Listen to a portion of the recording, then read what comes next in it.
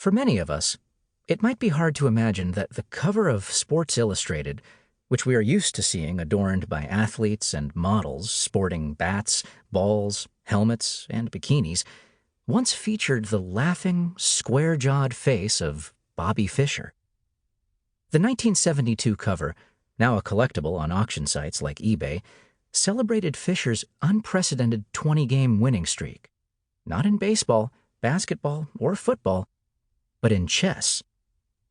Fischer's performance in the game and his dominance over Soviet rivals had catapulted him into the public eye like no other chess player before or since.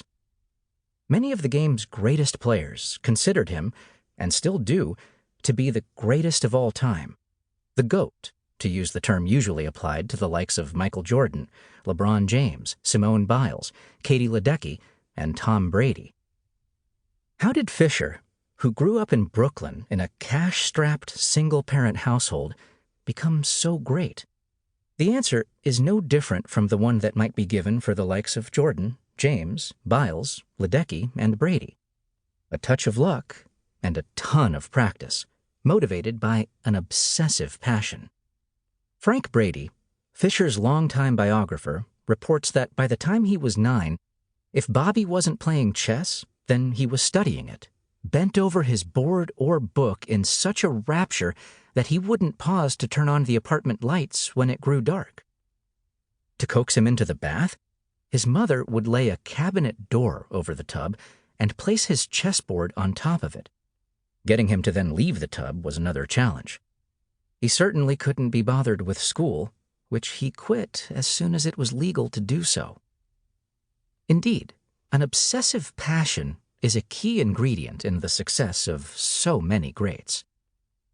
When Itzhak Perlman, the virtuoso violinist, first asked to play after hearing classical music on the radio at the age of 3, he was denied admission to a local conservatory on the grounds that he was too small to hold a violin.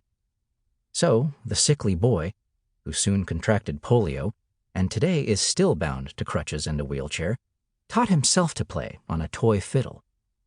By the age of 10, he was giving critically acclaimed recitals, and at 19, he appeared on The Ed Sullivan Show for the second time alongside the Rolling Stones. The mathematician Srinivasa Ramanujan was, in his short 33 years, so prolific that today an entire peer-reviewed journal is devoted to publishing results that derive or otherwise relate to those that he had claimed or proved. Like Fischer and Perlman, Ramanujan developed his passion at an early age, absorbing all he could from the college-aged lodgers who stayed at his mother's home and reading math textbooks cover to cover. One, a collection of 5,000 theorems that is particularly credited with elevating his genius, would be impossibly tedious even to the most enthusiastic participant in a high school Olympiad. As an adult, his work engrossed him so fully that he neglected his wife and even his own health, dying from complications of dysentery that doctors now think could have been cured had Ramanujan bothered to take a break from work to receive care. Or what about Marie Curie?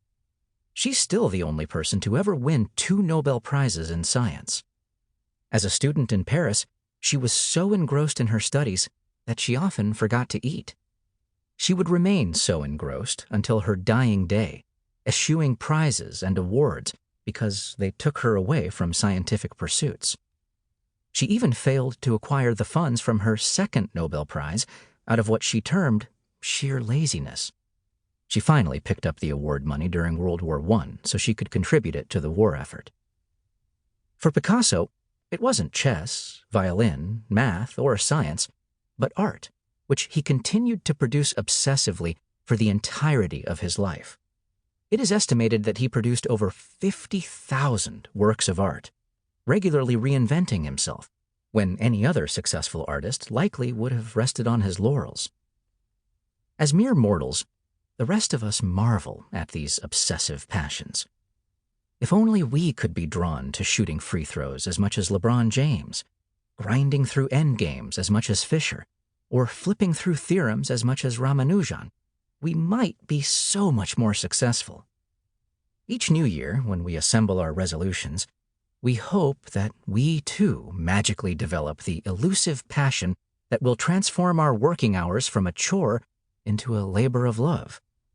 Yet, inevitably, by early February, when no such fire has been sparked, aimless Netflix and Instagram sessions overtake our aspirations. Why can't we be more like Bobby and Itzhak? How on earth could Ramanujan have possibly been enthralled with a textbook of 5,000 theorems? Hand me the remote. Why were they, alongside Einstein and Picasso, anointed to receive the magic fire of passion, as though from Cupid casting arrows to a lucky few? And why did they develop their particular passions for basketball, chess, math, physics, or whatever?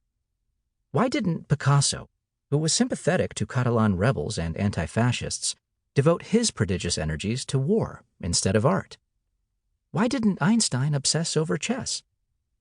Why would Fisher, who would sit still for hours as he pored over chess books and whose IQ was certainly no impediment, immediately grow restless as soon as a homework assignment of any kind was put in front of him?